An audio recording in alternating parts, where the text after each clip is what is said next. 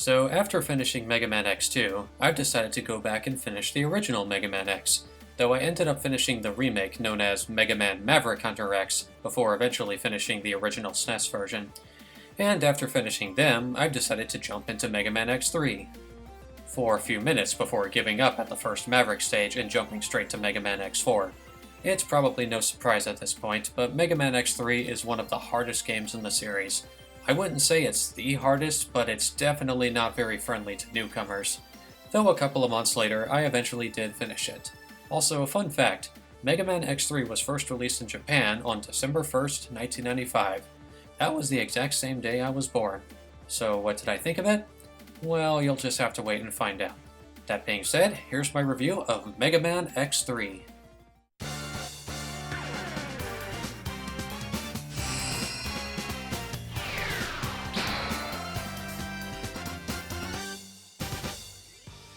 At this point in the year 21XX, a Reploid scientist named Dr. Doppler used his neurocomputer to suppress any irregular behavior found in Reploids, and thus preventing them from going berserk.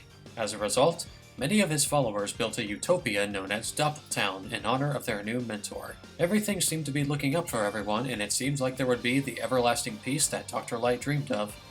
However, a few months later, the Mavericks who were thought to have been cured began to attack everything around them, and it's then revealed that Dr. Doppler was the mastermind behind these attacks. And now, it's up to X and Zero, but mostly X, to destroy the invading Mavericks and bring Dr. Doppler to justice. And now for the gameplay. Once again, the core gameplay is exactly the same as the previous two games. You still run, jump, shoot, and destroy Mavericks while platforming your way through 13 stages, while also gaining new weapons by defeating Mavericks.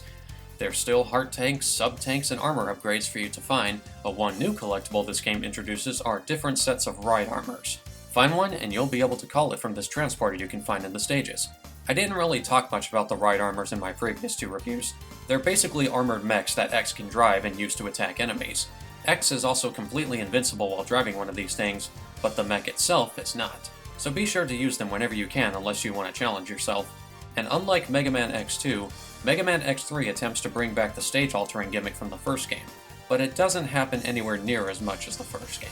Another new change is that after you defeat 2 of the 8 Mavericks, Dr. Doppler will send out his henchmen, Bit and Byte, and will also begin to randomly appear in the middle of the 8 stages. If you encounter them, you'll of course have to fight them. Furthermore, the Maverick Vial is rebuilt and upgraded by Dr. Doppler. Once that happens, you can also find a special transporter in the stages that take you to an abandoned factory where you can fight Vial. The new set of armor you can collect is also a little different from previously. The leg upgrade, besides letting you dash in midair, also now allows you to dash straight up, and I greatly admire this improvement.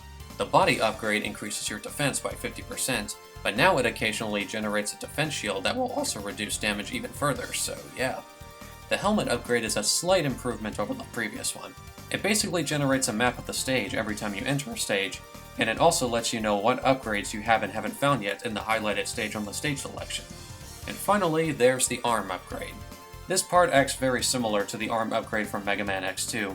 Like previously, X gets a second X-Buster that allows you to fire 2 charge shots, but this time you can combine both shots by firing in rapid succession to shoot a large cross-charge shot. I personally don't think it's as useful as the 2 charge shots in Mega Man X2, but I still think it's a pretty cool upgrade. But aside from the armor upgrades, you can also find special chips to enhance these parts. The leg chip gives X a second air dash. The body chip increases the defensive power of the defense shield. The helmet chip lets X slowly regenerate health by standing still, and can also be used to refill sub-tanks. And finally, the arm chip gives X access to the hypercharge. This ability lets X rapidly fire nothing but charge shots as long as it has enough weapon energy. However, you can only equip one of these 4 chips, so you need to carefully choose which one you want, or by waiting until the first Doppler stage and finding this special armor capsule that lets you have all 4 chips at once, and you pretty much become the Gold Ranger.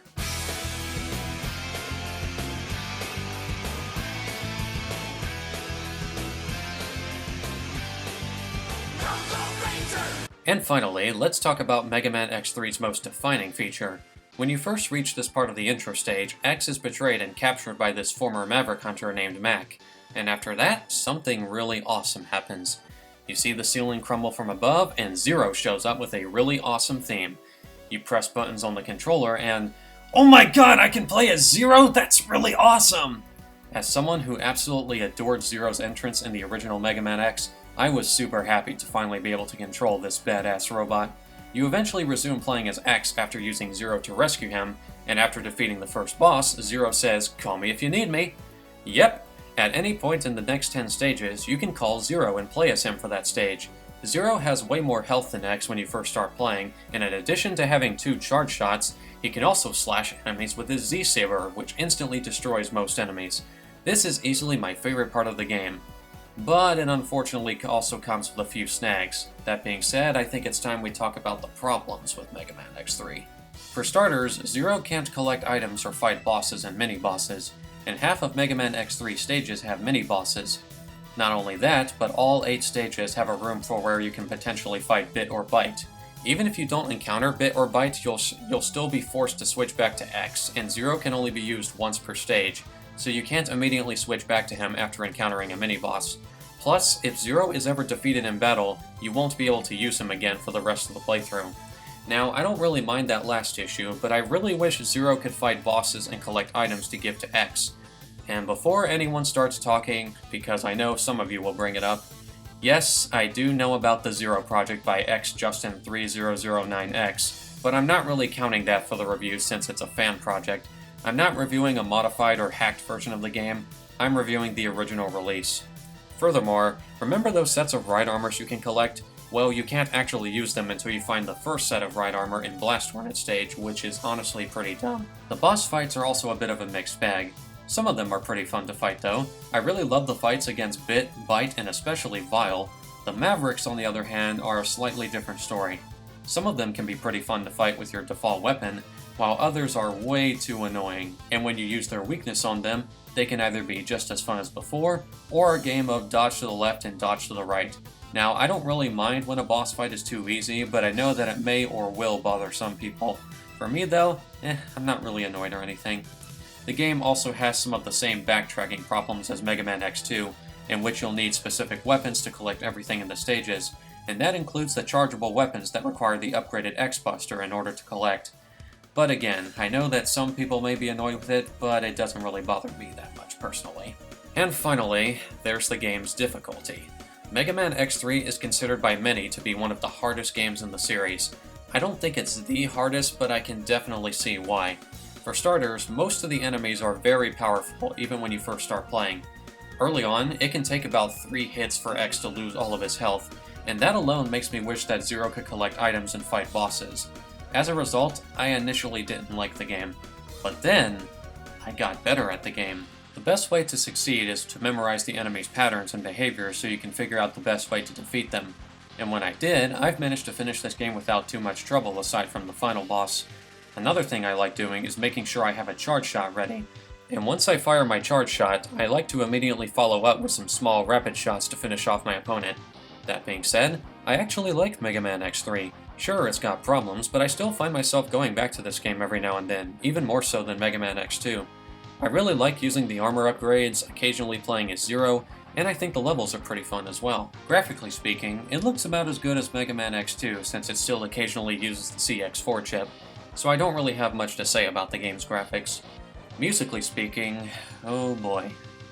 I initially didn't really like it all that much. I really do love the intro stage theme, Zero's theme, and the ending theme, but I wasn't the biggest fan of the Maverick stage themes. The compositions themselves are really good for the most part, but the instruments can make them sound really annoying. As a result, Mega Man X3's soundtrack is unfortunately another case of the music sounding better remixed or covered, and luckily, it's actually possible to play it that way. Besides being released for the Super Nintendo, Mega Man X3 was also released for the Sony PlayStation, Sega Saturn, and PC, with the PlayStation and Saturn versions only releasing in Europe and Japan. This version was also included in the Mega Man X collection for the PlayStation 2 and Nintendo GameCube, so yeah. This version, besides adding a save feature, also added animated cutscenes for the intro and Maverick intros, and also has completely remixed music and new sound effects. As a result, the soundtrack sounds a lot better here than it did in the SNES version.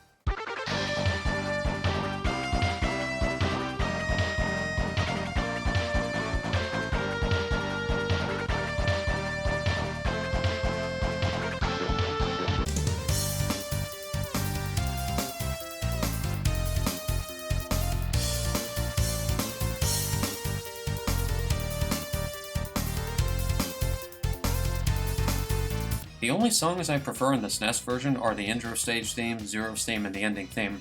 But other than that, every other song sounds so much better in the 32-bit version, and I'm not sure how unpopular this opinion is, but I also personally prefer the sound effects in the 32-bit version as well. I especially love how the Z-Saber sounds more like a lightsaber here than it did in the SNES version. Overall, Mega Man X3 is a pretty solid game. I don't think it's one of the best games in the series, but I still enjoyed it, and while Mega Man X2 may technically be the better game, I find myself revisiting Mega Man X3 more since I love and appreciate the variety. Mega Man X3 is also one of those games I really love doing challenge runs of. In fact, I've managed to do a run in which I didn't get any armor upgrades.